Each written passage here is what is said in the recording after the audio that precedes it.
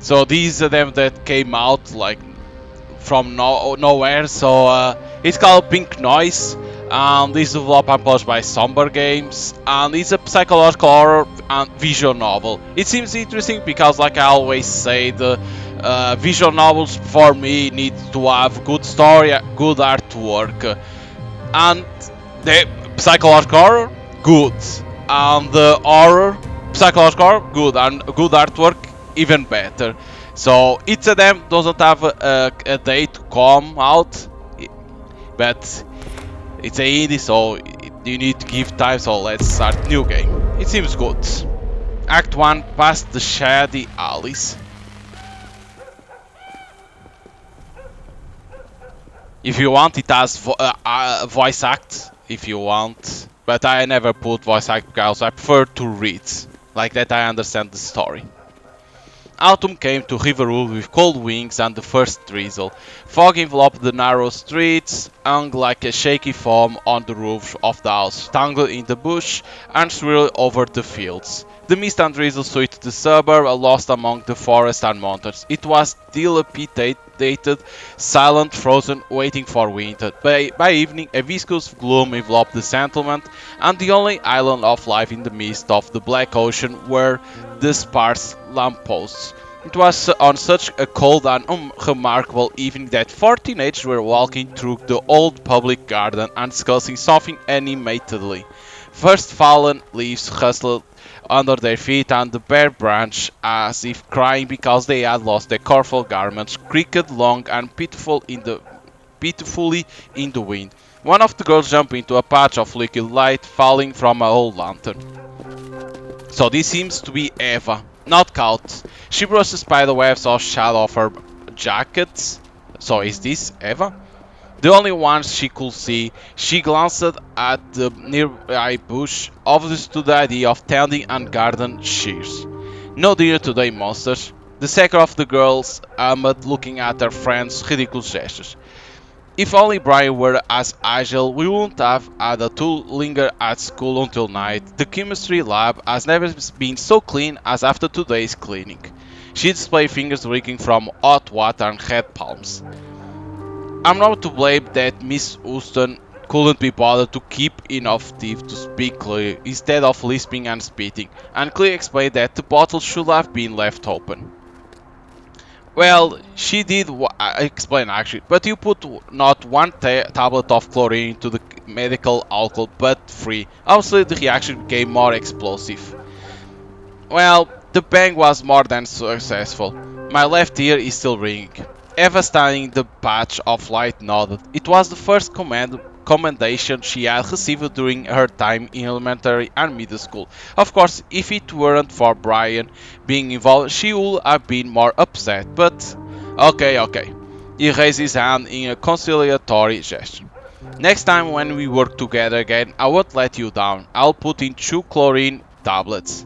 They walked past a row of owls, each one looking different from the next, as much as if it was possible in the suburbs. Old crooked ivy-covered dwelling twinkled in the semi-darkness with orange-tinted windows. It seemed that even the light here had aged and could no longer dispel the thickening darkness. The buildings they passed seemed to be competing in neglect, and the people who lived here, every other one could be considered a suburban eccentric. For instance, Grizzleburn left a rusty scythe by the doorstep, which he had been using as a makeshift crutch for a good 2 decades. The abandoned duplex on the other side of the road before the remnant of an old fire, weeds had taken over the yard, vines entwined the walls, and the windows were boarded up. The place looked shabby even during the day, so the kids kept their distance from it. Oh, Miss Arvist's house. The solar old woman knitted another pear-shaped cat and placed it on the terrace, adding to the ranks of her bizarre army. Exact, you did go for tea with her. Did little Tony apologize? Eva's brother once took one of the cats without asking and brought it home. Neither mom nor dad paid any attention to it. It fell on the older sister's shoulders to explain on behalf of the family that taking one people things without permission is not good. I did apologize, but Miss Arvis didn't say a word, just stared coldly at us and snorted loudly. She scared poor Tony so much that he couldn't sleep for the rest of the night. You take such good care of your brother, probably raising a real knight. Why on earth did he decide to swipe a cat? He's still quite young, liked it, so he took it. There was no need to tell her friend that Tony had planned to give the cat to Eva. He knew that his sister wanted a pet more than anything in the world, so he decided to make her happy with at least a plush one. Thoughts of her brother's naive kindness brought a smile to Eva's face. Look at those cats. Yes, tons of plushy cats. They walk past Mrs. Ivy's porch examining the unimpressive dolls. In the twilight, the silhouettes of the cats look eerie and the iridescent buttons depicting their eyes caught glimpses of light. If I ever strike it rich, I'll definitely buy myself a little house next to the park. The neighbors here are like a perfect match. Oh, I can't stand this street. It's like it got lost in time. Shall we go through the square instead? The wind blew even stronger here, and the air smelled of damp boards and decaying garbage. Brian adjusted the backpack that had slipped off his shoulder, containing not only books, but also the baseball team uniform. He moved close to Ashley and spoke. How I'm fed up with this stupid school, teachers, homework, tests. But the school year has just started. That is that why I feel even less like studying. There's nothing worse than the first months after summer. He jumped over a puddle and extended his hand to Ashley. It's like putting on sneakers you have outgrown. Can't wait to get to college. I'll start working, buy a real catcher gear or at least a better glove. After Friday practice, his palm still hurt. Equipment provided by his school team left much to be desired. Grab a bat right away. It will pay off faster because the only job you'll get otherwise is a bouncer in a bar. So Brian, Ashley, Eva, and Ashley smiled at his naivety. Brian had no clue about the complex world he lived on. That says you can't get a decent job like this without a good education. Every time she said something she deemed important when she got nervous, Ashley would clutch the pendant depicting the zodiac sign of a lion. And these have, of course. And in college, you'll have to study too. This world is too harsh. Disease, hunger, school. I actually like school, Michael. Michael tried to join the conversation. All this time he had been trailing behind the others, casting wary glance at the pickups parked near the house, as if they might bite. He lagged behind because on the front seats of one of the old Fords he saw two figures, a female and a male figure. Their heads were turned towards Michael, and he could swear they were whispering almost inaudible. At that moment, a light flickered above the porch of one house, dispersing the darkness.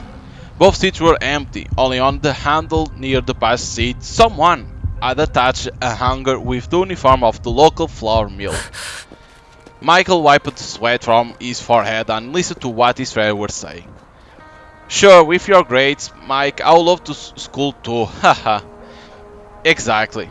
Quickly agreeing with Ashley, Bryce squeezed her hands. Maybe you should wear glasses too? Perhaps through them homework won't seem so boring. They walked past the overgrown and neglected fence of the Murdoch family and found themselves on the street illuminated by the red and blue lights of store signs.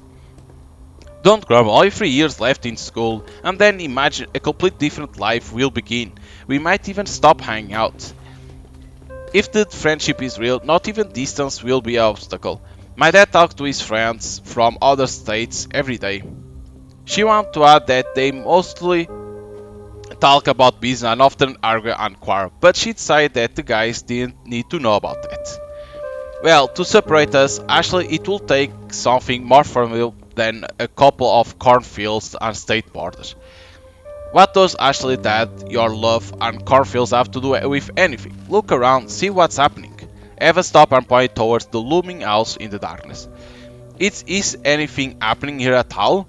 It seems like the lowest news in the past few years was drunk Jim driving his truck into the ditch. Well, adult life is a real challenge. People grow up, then start regretting how quickly time passes and they want to go back to their school years. She fell silent for a moment, choosing her words carefully. It's like going back to a fairy tale that you didn't appreciate before. Those are beautiful words, nothing more. but put adults back in the classroom and they will howl the next day. I don't remember any fairy tales where you had to read Walt Whitman's poems. How about you, Michael? Me too. Friends move from one store to another, examining the flickering signs. Up close, they no longer seem bright and cheerful, but rather weary, unnecessary, even out of place in the midst of fading suburb. Shall we go home? Dad is out duty today, but if he says to snack at home, I'm not there. Brian flicked himself on the neck with 2 fingers and stuck out his tongue. Ashley laughed and nudged him in the shoulder. However, Michael was walking behind everyone, suddenly stopped and looked at the only sign that sparkled as cheerfully and brightly as it did on the day of its appearance. The arcade is open. At this time, there's probably hardly anyone there. We can play Street Fighter. Usually quiet and calm, he seemed to transform. The eyes behind the thick lens of his old glass sparkled with excitement. No annoying hinge, teasing or fools from the upper grades. The guys pressed against the dusty glass with such a enthusiastic look, as if they had spotted their idols behind it. The girls just snorted in annoyance. Someone seemed to be planning to run home to avoid getting a couple of scolds from Daddy. Ready to take the risk. There's always a chance of getting a scolding from Dad, but leaving a Dukans and not standing in the damn queue for the arcade machine. They need just a little for happiness, don't they? Ashley glanced at her friend. Let them play. By the way, have you heard the legend about the arcade machine that appears in the house on its own? Ashley rolled her eyes. Ever fantasies always had a little to do with reality. You start playing and can't stop. The game is impossible to beat, but you try again and again, forget about food and the bathroom again and again, not remembering your parents and friends again and again, until you run out of pocket money for breakfast. And for the rest of the week, you sit in class hungry at your own foolishness. Michael peeled away from the glass and adjusted his crooked glass. Well, this machine isn't that scary if you don't have pocket money anyway. Shall we go in? Oh god, they are looking at us like dogs staring at a bowl of food. Ashley waved her hand commandingly. We are a bit scared to go home alone in the dark, but if you win 100 tickets, Eva and I will choose the prize. Act 2, it's playtime. The spacious room was stuffy, smelling strong of hot plastic and acrid berry flavors. The smell of wasted time. No, school smells different. Samples from screensavers and the sounds of them while through create a terrible cacophony. No wonder that cashier bored behind the plastic counter shielded himself from noise with greasy headphone cushions. There was no one else inside except for the lounge worker, but there was plenty of trash like crumpled soda glass and candy bar wrappers. It was half an hour before closing time, and at that time, local kids could only hang out here during summer vacation. The room was lined with a variety of slot machines with the names of games glowing intriguingly on the signs. On the screens now and then flashed clips of the latest unsuccessful attempts to pass some level. The boys set about finding the most interesting and desirable game. So you have Donkey Kong, Street Fight, and I don't know what is this. Galaga, once one of the most popular games. Now the veteran machine is only played when the others are busy, and a couple of crazy nerds try to break the record of some lily rat 2 or 3 times a month, but to no avail. We have Street Fight, of course. Street Fighter, Ryu and Ken Masters froze at the sign, ready to punch each other in the face. Best game this place has ever seen. The floor around the machine is polished to a shine by the sneakers of high schooler of all age. And of course Donkey Kong, a golden arcade classic, an ancient torture arcade machine. The signs barely flickers, one of the boots is cracked. There he is! The boys ran up to the slot machine. A cardboard with a monstrous violet inscription was tapped on the screen. It's temporarily out of order. No, the cashier cannot fix it. God, why are you so unfair? What's a nerd god like? That monkey with the keg in his palms?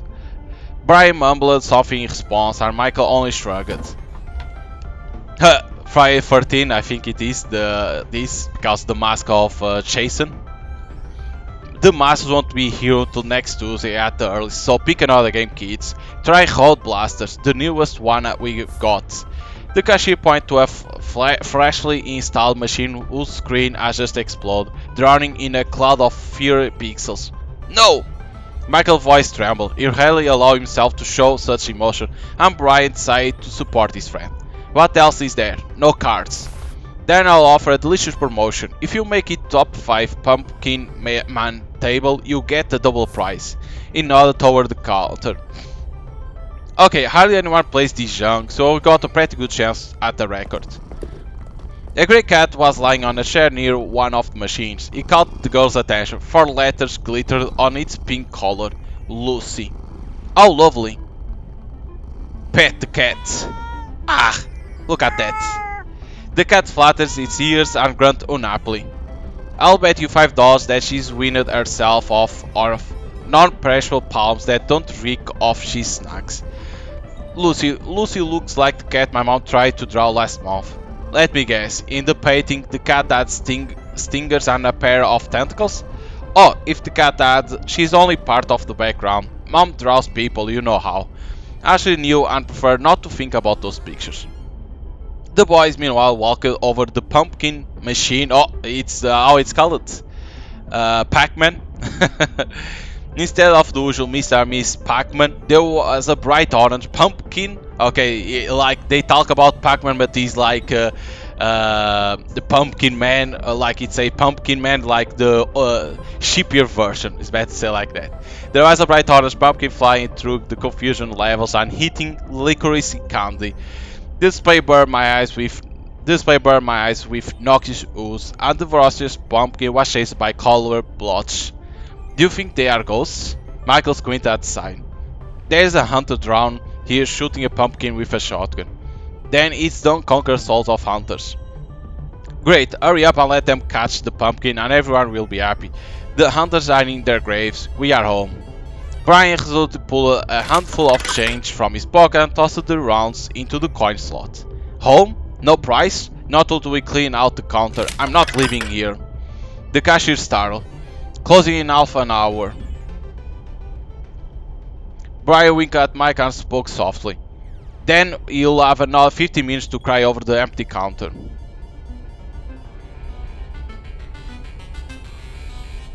Press any key, we need to play? Yes, I need to play. Ah! We can play. Go, go, go, go, go, go, go, go.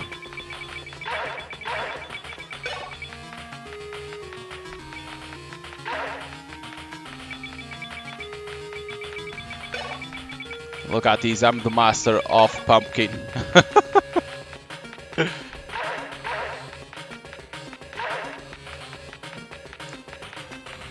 How do we win in this game? I want to know. Do we need to eat all the monsters? Is it?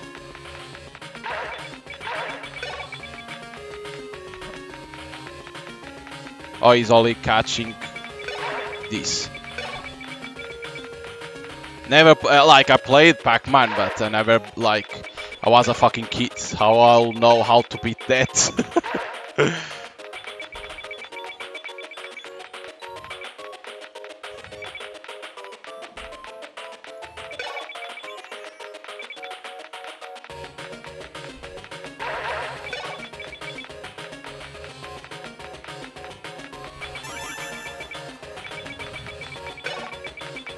It's simply you need to collect that and you continue, okay.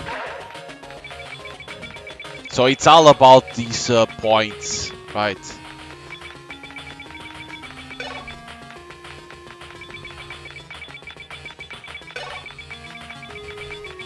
But of course, hitting the monsters give you more points. I think it's that the objective too.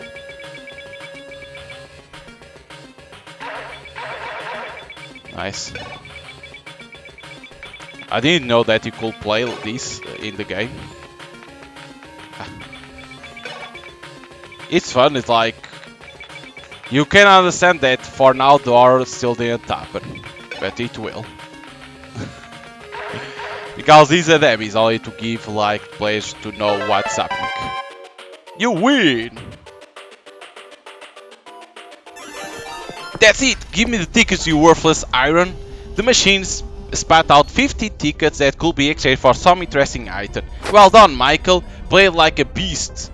You did much better than you did in chemistry class today too. I'm not sure I could have gotten through that level where there are more ghosts than candy. Brian smiling smugly, looked around. To his disappointment, there were no girls in the room, and no one to appreciate his triumph. The girls were just coming out of the restroom and discussing something. You missed such a thing. Did the space shuttle land on the plaza? No? Then I see no reason to rejoice. Brian pointed to the long ribbon of tickets in Michael's hand. It's cooler than any shuttle. Let's pick a price soon. But the cashier wasn't there. Only a decorative bamboo curtain swayed slowly at the entrance to the back room. The hall suddenly seemed surprisingly empty. Where did he go? I don't know. Brian casually approached the register and tapped his knuckles on the countertop. A shuffling sound was heard behind the bamboo curtain. Someone exhaled noisily and froze. The machine guns pinged relentlessly. The light from the Colfra sign suddenly became surprisingly faint, and the darkness that had reigned outside seemed to penetrate into the hall. Hey, is anyone here? There was no response. Okay, let's go home. I don't want to wait for that freak.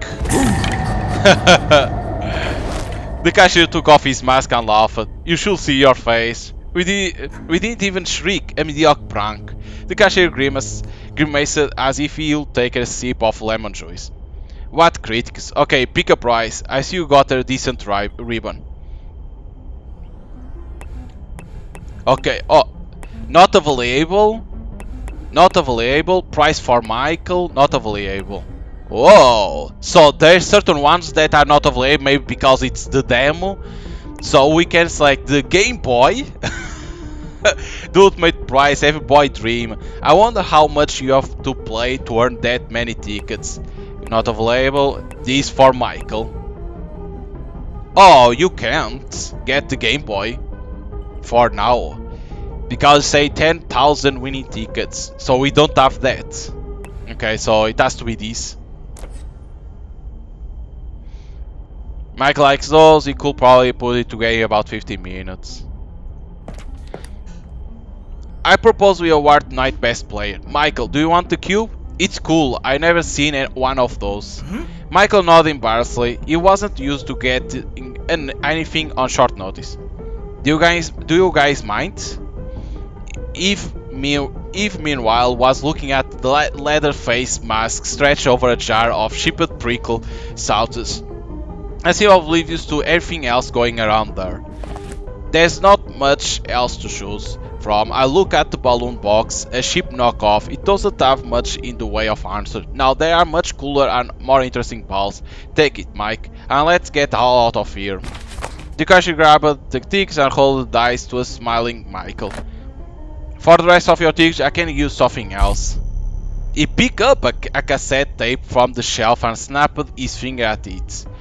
Nobody knows what's on it, just found it in the hall one day. Brian looked back at his friends. Michael was fidgeting with the cube and didn't even hear what the launch work was offering them. So instead of another prize, you are giving away someone else's tape? But Eva, who had finished looking at the mask, early took the prize from the cashier and hid it in her bag. Super, we are in the big time. Brian grimaced as he watched the cashier stash the tickets in his wallet. I think we have been pretty much screwed. Eva, it's a strange and mysterious tape. Haven't you had enough? The lights from the arcade machines, as if teasing, fell on the coveted Game Boy package. Not enough. They moved toward the exit. Act 3, the bad sign. Oh, like 3 acts on the demo? Most of the signs were already out. The night darkness had escaped from the thickets, deep cellars and crumpled alleyways. It spilled into the square, plunging into the darkness. Only by Marshall Sue's bar could be seen a few careless parked pickup trucks and a couple of bicycles bolted to a pole with cables. During the rush over the fields, it was used to be playing with the now harvested corn, and now it howled frustratedly, making the frozen suburbs sad. I think we are running late. Grandma and Grandpa won't be happy when I get back. Then you won't lose anything by doing it a little later. Well, Mike, will you show some class? You should not be seeing what he did, a real pumpkin master. Mike embarrassed pulled out the Rubik Cube and with a sounding click turned a few off the face. Terrific, what else should we spend our time on? I suggest we pour water from the school fountain into the river. Eva hastily pulled out the tape and showed it to her friends. Now that's definitely worth spending time on. Do you think it has a movie or cartoons on it? Disappointed with the boring Rubik Cube, Brian glanced at the added price. Hopefully something interesting, although it looks more like some maniac recording his atrocities and rushed to share them with the public. And it stinks. It should say Eva because it say Eve, or it's called Eve. Because sometimes it says Eva, other times it's Eve. Sniffed the tape and handed it to Ashley. Eve sniffed the tape for some reason and handed it to Ashley. 2 times. We see Eva, so there is some misspelling there. Bree? Brian sniffed. There was no smell of old plastic. It smelled like lake sludge, sorrows, stagnant water, waxed leather with a hint of sweat. The smells mingle in the most unimaginable ways, and each could be picked up without difficulty. That's weird. That's what I'm saying. We'll have to see what. At that moment, Michael shrieked and swore. The friends turned in his direction. Michael shook his index finger and stuck it in his mouth. If the cube isn't sugary, then that's what's weird, not the cassette orders. What's wrong, Mike? The boy tucked the cube into his pocket and tried to smile. His face was glossy with sweat, and his eyes were running fearfully. Pinch my finger, that's all. Didn't turn the axle properly. Mark my words, a place that doesn't fix a slot machine with Street Fighter doesn't know what a good toy and fun is. I say we throw a Die Hunter Abrams tractor trailer. Can you imagine the parts flying around? This is going to be incredible. I think Steven Spielberg will definitely make a movie about this event. Anyway, that's my point. It's already been a crazy and goofy day. Shouldn't we go home? No one objected and the group went to the nearest neighborhood in the suburbs. The neighborhood was not as run down as the one near the square, and more or less well-to-do families lived there. Ashley's house was the very first on their way, and the friends stopped near an ornamental fence covered with wild briars. The only light on was in her parents' bedroom on the second floor, which meant Ashley would have to get dinner herself and eat cold. Ash, you have an old video play in the shed, don't you? Are you suggesting we watch the tape? Well, it might have made the evening at least a little more interesting, but our boys, as I recall, it's time to go home. Brian, instead of answering, was the first to swing over the fence and stopped, waiting for the others. Michael, what about you? Michael nodded and hurriedly caught up with Brian. Did you collect the cube? No, I'll try again tomorrow. Better see what's on the tape. He should have been doing his homework a long time ago, not wandering the streets. His grandmother will probably start calling the police soon on the Monday they find his grandson, but he didn't want to go home.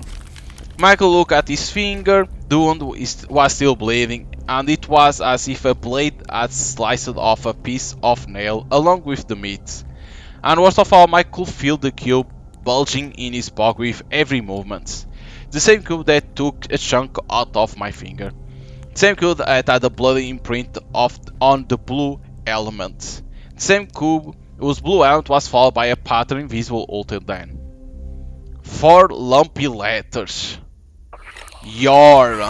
Whoa, look at that. Then the pattern disappeared as if it had never been there. What are you standing around for? Let's go to the barn and see what tape we got. Wait, why Michael can see that? Act 4, cozy place. Why Michael can see that, but the others don't see? The barn was in general opinion of the Freds, the best and most secluded place in the suburbs, but today the shelter was occupied by Chris, Ashley's older brother. He was lying on time-worn carpet playing a brand new Sega Genesis. Ashley remembered now that her brother had been punished for coming home drunk from a party and banned from seeing his friends for a month. Apparently one of his buddies had lent him a cool console to keep him occupied. When the front door creaked open, he tucked the pack of red Marlboros under his pillow. Ah, school kids. I thought it was Daddy who showed up to run the cart again about how to live right. What are you guys doing here? Little Ashley decided to show her friends the true treasures of our family. In the barn, dilapidated furniture, dusty unnecessary equipment, and other small things that were too lazy to throw away. Ashley's family was wealthy enough not to have rummage sales, so there was a lot of junk piled up in the barn. Ashley's family was wealthy enough not to have, again, same thing. I used to see, okay. A scarecrow from the Bennett family field. Scarecrow funny. Ashley asked her brother to steal it after the youngest of the Bennett daughters lost her doll. Eva claimed the scarecrow moved in a mystical way. An antique mirror. It was her grandmother's mirror, the one Ashley had loved to look into as a child and imaged herself as a Disney princess. Eve saw it and said that if Bloody Mary was going to come into the world, the evil spirit would come from this mirror. There you go, Bloody Mary. An old power tiller. About 3 years ago, when Ashley and Brian weren't dating yet, just friends, he saddled up the power tiller and drove it to the creek. Ashley had laughed until she cried, and Brian had been banned from their house. It seems the ban has not been lifted yet. Okay, it's only to see what we already saw. Ashley brought Chris punching back. The sports equipment is pretty beat up. I think someone had even thrown a hatchet and darts at it. A relic of the Atari Pong video game console. I think Ashley's dad used to play it when he was a teenager. The only controller is as broken as the console itself. Chris reached into his pack and pulled out a cigarette with his teeth. Brian thought he should take that trick to heart. It looks spectacular. It was unlikely that he could do it as natural, but with a little practice. Aren't you supposed to sit in your room and act contrite? And you are actually supposed to be on your third dream by now, not wandering the dark streets. You want to compete with me on who's more disappointed to the ancestors? He exhaled a ring of blue smoke, signaling that the winner in this contest had long been known. Now I think about my future. It's just that we wanted to watch the tape. Will be so kind as to free up the TV for a while? No way, go home kids. He turned to the screen and paused the game. What choice? To shit on Chris? To shit on Chris? Talk to Chris down. Oh, we can't choose? We can only choose this, why? Yeah? It's because it's the demo that you can't choose? Let me see. No. Is it because the demo don't let to do this? Ashley wasn't going to back down. Then I'm trading TV for important information. Important to you, brother. Suggest it. He was still staring at the screen through puffs of tobacco smoke and busily clicking the gamepad buttons. We met your buddies Sam and Bobby, I think. They were asking if your parents had cancelled your punishment or were really sorry you couldn't keep them company. Chris looked at his eyes carefully. Sam and Bobby were badass and rumors abounded about their dark dealings. And Ashley knew that their brother was afraid of his buddies, but he tried to keep them company, always buying them drinks and cigarettes. You think I'm going to buy that? But it's true. I saw them near the old water tower too. I think they were going to steal Pam's motorcycle and ride to the flour mill. Chris jumped and nearly burned his fingers with cigarette. What the hell did they need the plant for? Chris knew that his sister could easily make up any nonsense for her own benefit, but to tell the truth, he trusted Eva. It seemed to him that such a diligent girl was incapable of lying. Grandpa used to tell me that tractor-trailer drivers will sometimes smuggle bourbon in canisters into the plant, and a lot of the locals buy it on the night shift. Best bourbon you can get in the state, he said. Well, these guys aren't exactly going to buy booze, but stealing it, ha, that will be fun. He pulled out his sneakers and hurried to the door. He turned around and made a promise. Look, Goggles, if you screw me over, instead of next punching bag, I'll hang your ass on a hook. That's none of your business, Eva. When Chris left, Michael blotted his sweaty forehead with sleeve. He's not going to stab me, is he? He wouldn't, would he? That's Ashley, brother, not some high school thug taking money from kids. I shouldn't vouch for that. Chris had changed lately. He didn't smoke, he didn't play sports, and he didn't chase after badass that only even bigger badass thought were cool. So, what's the deal? Eva looked extremely happy, and it wasn't just the tape. Turn it on, Brian. Barry switches the TV to AV mode and pushes the tape into the mouth of the player.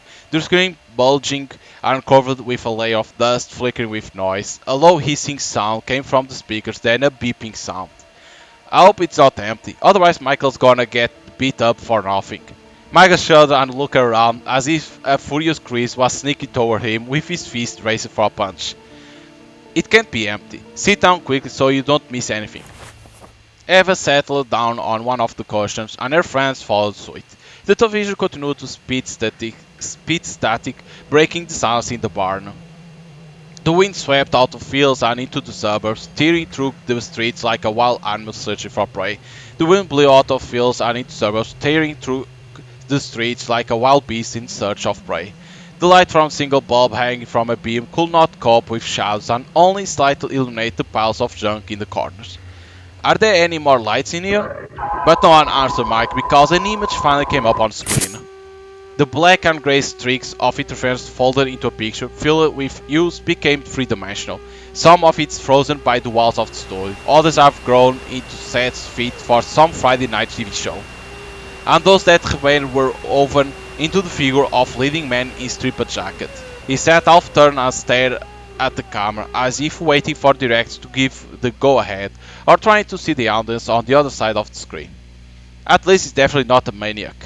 I will jump conclusions. At the same time the music of the Invisible Orchestra began to play, but each of the musicians should have been flogged for bad playing and never allowed near the instruments again. Haha, greetings dear viewers. Oh, yeah, and it ends like this. Okay. Yeah, you made through the dam of Pink Noise. As you probably guessed by now, in the full version you'll be able to all the choice, there we go, that will undoubtedly affect the story. We thank for your interest in the project. Okay. It's like, it's not bad, because if I go to my menu, it's gonna have a lot of music and can talk better, so I prefer to be like this. Like, it's interesting, like, we could only pick the Rubik Cube. Maybe on full game you can buy the Game Boy Color, the Game Boy. Maybe. What's the difference between the Game Boy and Rubik Cube? Who knows? And the other price too, because there was other prices that weren't available. The Game Boy you could, but it needed more tickets. Maybe better score, maybe. But like there was one choice that you couldn't select because it's for the demo, so they won't let all the choices be available because they don't want to ruin like the full game, right? So of course you can say, but there was like at least 4 acts. See, they already ruined it. Like no, because this like how introduction to the game, because now it's when it was going to start the real game because we were seeing the tape. So they cut because like that you don't see it was only the introduction of the game, like the characters to understand who they are. But overall, for what I see on them, it seems very good. Like the artwork, like very good. The story is interesting. There's some misspell here and there. They can fix that. It's not like a big issue. Let's say like that. So yeah, like doesn't have a date because again it's an indie company, you need to give time, and the artwork how it is, like you can see movement and like that, so it needs time to work, but like it can promise a lot. Depends then how the developers continue with the project and if they don't miss the story that they want to tell and the choice too, because these games visual novels when they have choice, they want to have like multiple endings. Sometimes they know what to do for one ending, but then they can get lost of other endings. So you need to give time for developers to make it good. But like if you like visual novels and psychological horror games with choice, you're gonna enjoy this, and you can play the demo. It's available on Steam. Play it, give it feedback to the developers, and then don't forget to wishlist because it always helps the game to get more visibility on Steam. So yeah, hope you guys enjoyed them, and see you guys next time.